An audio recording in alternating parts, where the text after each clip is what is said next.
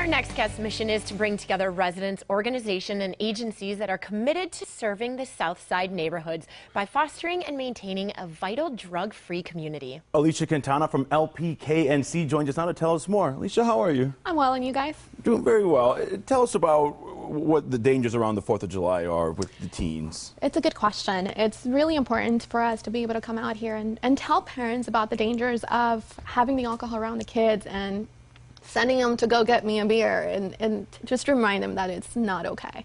To remind them to go ahead and just go and pick it up themselves. Don't have it around the kids, and if you do, just be aware that that is a danger and make sure that they don't get their hands on it. And that brings up just memories, I guess, of my family barbecuing. Yeah. I never once ever thought of going into like the beer cooler when I was under 21, but I can understand when it's in your face and kids are running around, your parents don't really know where the kids specifically are. It's so easy to just grab one and go down to the basement. There's a lot going on.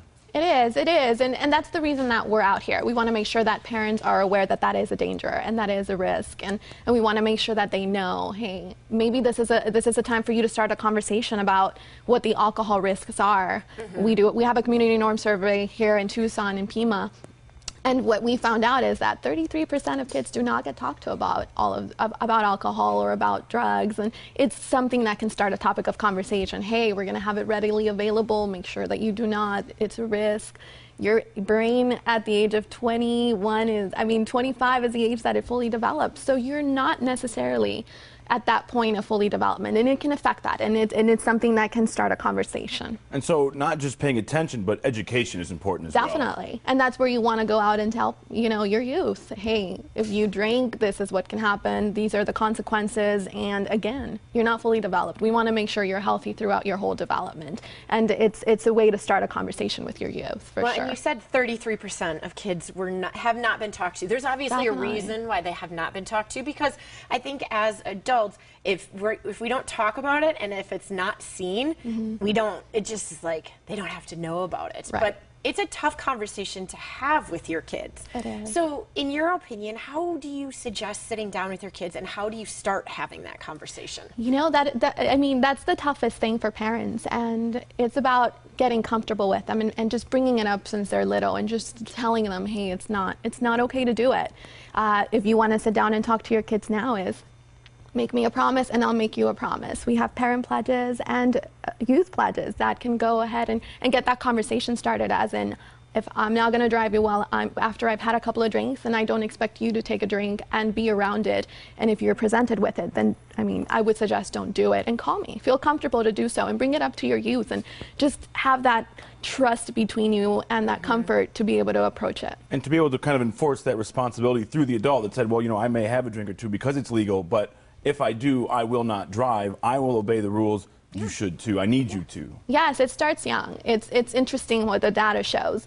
26% of youth get it from their parents and or their homes, going back to the 4th of July, and 25% get it at parties. And that is what this weekend is all about. And that's the reason that we're here, to make sure that our communities know that it is a problem.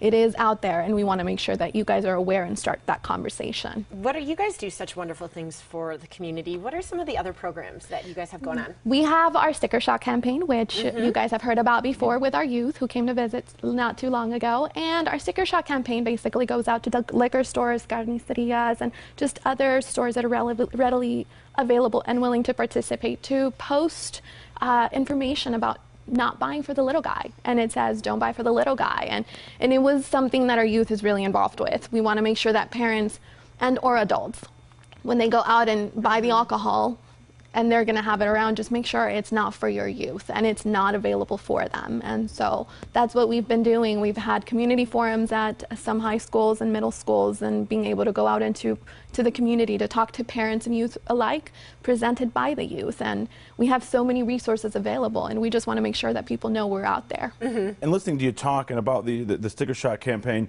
it sounds like you go back to that old saying, it takes a village to raise a child, and everybody has to participate in the upbringing of these children. Definitely, it does. It takes teachers, it takes parents, it takes fellow classmates, it takes the community in general.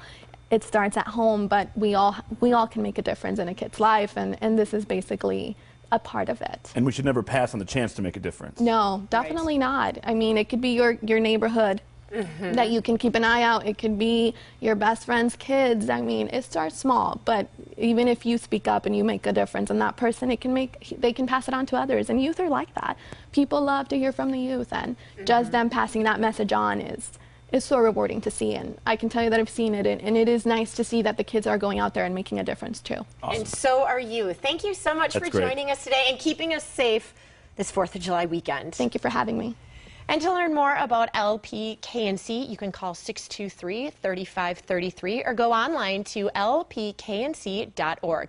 Again, that number is 623-3533 or go online to lpknc.org. Stick around. The Morning Blend will be right back with what's happening on tomorrow's show.